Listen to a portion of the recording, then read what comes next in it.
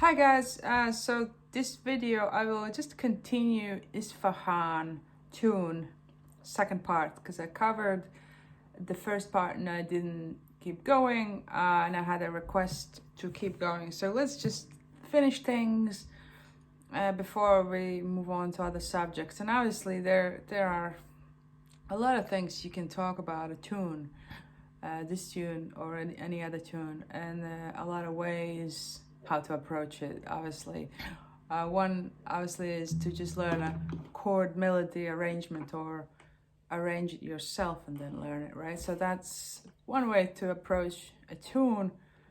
But when it comes to jazz, it's about improvising, and you can learn a jazz arrangement, but but to play jazz, it's to improvise, right? And what is improvisation? That's a big subject, right? So when I learn a tune, it's not just I learn a melody and chords, and that's great, right? You want to explore all the multiple voicings. You want to explore multiple places, melody in multiple places of the neck. Maybe try to play it in other keys. You want to learn all the arpeggios of the chords that you're playing, so then you can improvise on this piece. And when I say arpeggios, obviously there are many methods of improvising, but arpeggio tones are these your guidelines and your boxes to come in and out from. I did cover this subject actually in a video about improvisation a few years ago. You can find it on my channel. I can link it below. How I approach improvisation, which is using the arpeggio, the main arpeggio of the chord, and moving in and out of it chromatically. But that's another subject. I can talk about it more in another video, and also you can check the video. We already talked about it. There's 2 videos about the subject. I think I looked at all the things you are. But let's keep going with Isfahan, right? So what I covered the first part. So this Isfahan tune is kind of like, you could say it has like 2 parts. It's like A and B, right? The beginning parts of both of these sections are the same, and then the ending of the 8 bars is a different chord, and melody slightly different, and then the second part of the section is slightly different. So now I'm gonna cover the second part, and I came up with a couple other things I could add, even though it's a repeated kind of thing. You can still add a few things, right? So for example, in the first part I said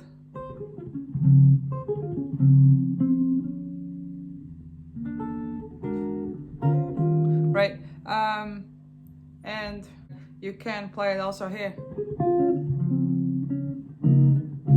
and there's a little movement. That's pretty simple.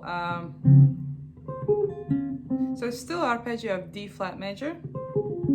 I'm talking about, for the ones who don't know what I'm talking about, it's the tune called Isfahan, written by Billy Strayhorn, or it's often says it's Duke Ellington and Billy Strayhorn, but it is credited to Strayhorn as a composer. So that's the tune. In previous video we listened to a couple of examples of this tune, and the first chord, or first kind of melody, both sections, first and second, starts the major 7 of that chord. So this is like a what they call shell voicing. So you have a root 3 and major 7. So instead of playing the arpeggio here, let's play it here. It's a little trickier to play, right? And then you can as you land on this chord, and that's again obviously is your choice. You can have a little movement here, and the movement was basically, this could be a 9 or this could be 6/9, and then this one is basically without a root, same chord, D major 7.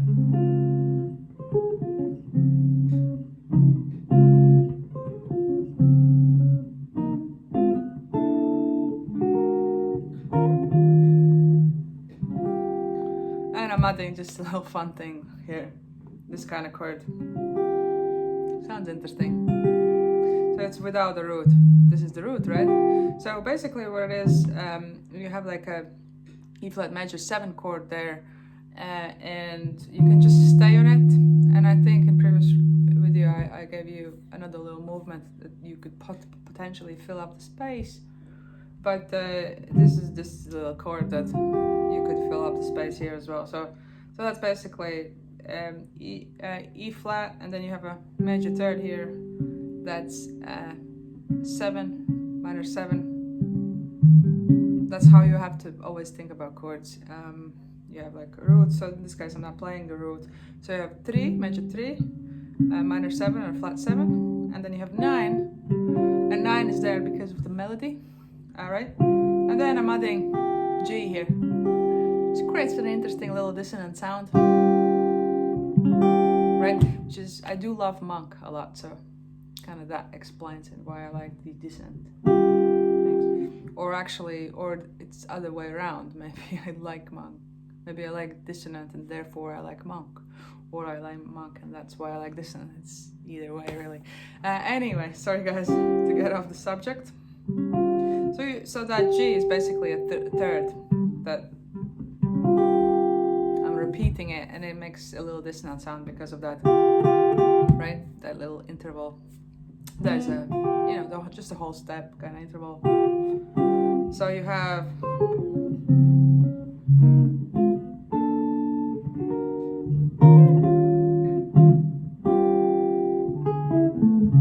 and then you kind of keep going, right? And that I already covered in the previous. So the only thing I am adding, just a little fun thing, you know, this chord. You can add also. There are all kind of things you could be adding, but I'm not gonna go off the subject. So I'll try to make this to the point. Okay. So the difference, what becomes here. So next one, that's the same.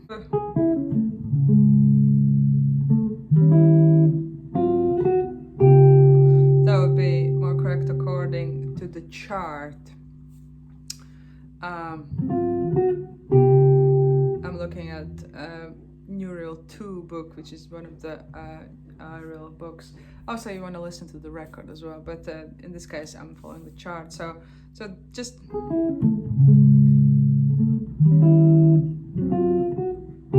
So I'm doing, to get that F, is like playing A flat 13, and then G flat note, and then it goes to G, and that becomes D flat 7, flat 5. Right. In this particular chart, it actually kind of says sharp 11, flat 9. You could be doing that as well, right? You know, there's ways. That could be a way, right? But I usually play just flat 9. And then at the end of, so there's 2 bars of that, and well, you can fill those things, like there's different kind of things, because of that flat 5 sound. You can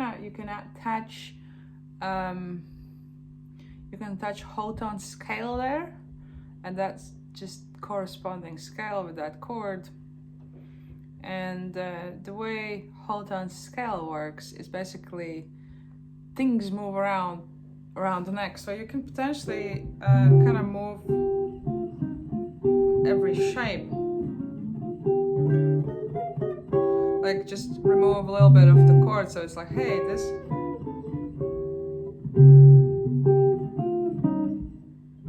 so yeah, I mean, don't get carried away.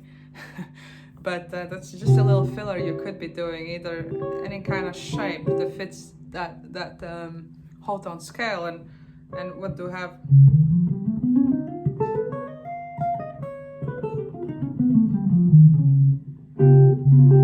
So that scale kind of fits. Also sharp 5, sharp flat, flat 5.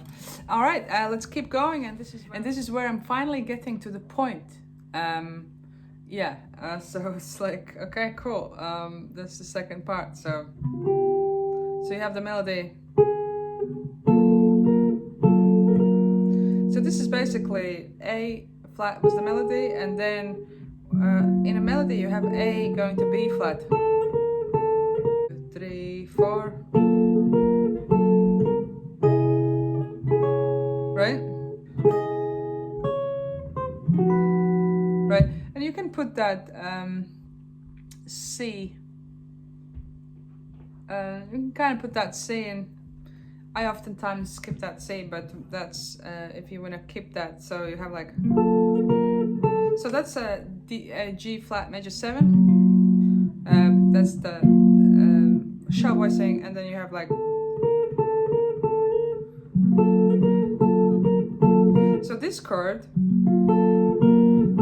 it's almost like it's kind of going from minor to major, even though the major's still here. But yeah, it's just the movement that is in this particular song, and it's quite interesting. And the chord, right, is also interesting. It goes to a C sharp. Sharp 5 and also sharp 9, and then goes back to flat 9. You can play that C, right? What comes here, so we have like, and this one is like F dominant with like flat 9 and also flat 5, is it right? Right, flat 9 and flat 5. And then this one becomes like a sharp 9. And you stop there, right? So you have like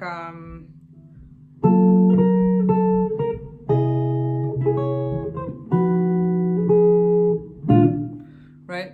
So it's like upbeat. 1, 2, 3, 4.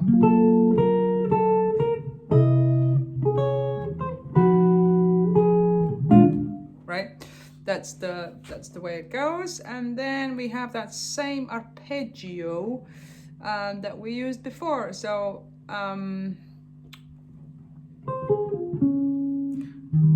but in this case, instead of going to the D flat major 7 chord after this arpeggio, which is D flat major 7, you're actually going to the E flat 6 kind of sound. So you have like a E flat 3 and then you have 6, or you can call it 13 depending on where you play it. Usually if you play it in a lower octave, then it's usually a 6, right?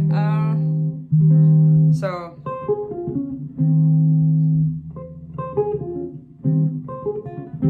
in this case again, it's useful to play this arpeggio here because of the jump. I mean, technically you can play this the same chord here as well, right? I usually play it here, but again, that's your choice. And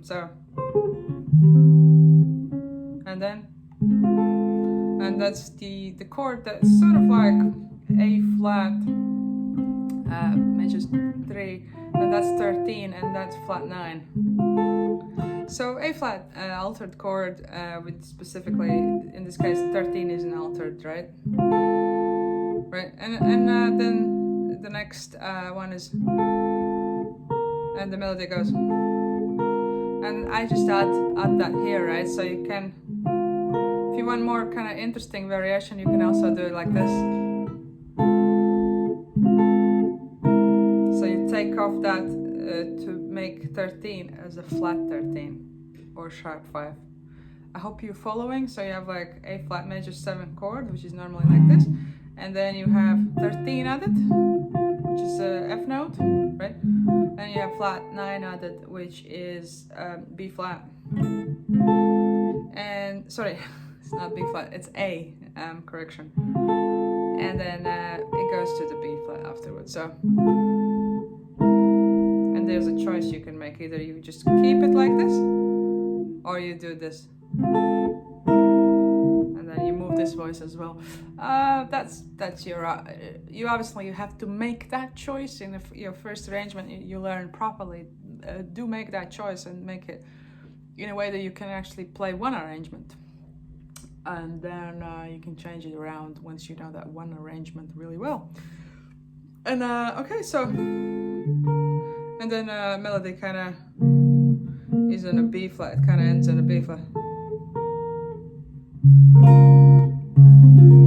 You can add that, so I'm kind of adding with small finger that note, right? And oftentimes I just go back just a D flat major 7 without actually adding that melody.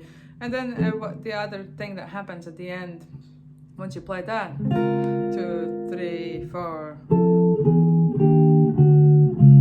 there's just a chromatic movement of major chords starting from F major 7. So F major 7, E major 7, E flat major 7, D, and then you are on 1 again and starting to tune again and hopefully improvise afterwards. Yeah, so that's that. So let's recap. So the second part of the B part, so it starts on this chord. It doesn't start on this chord, but the 8 bars of the B part ends on this chord. 2, 3, 4, 1, 2, 3, 4.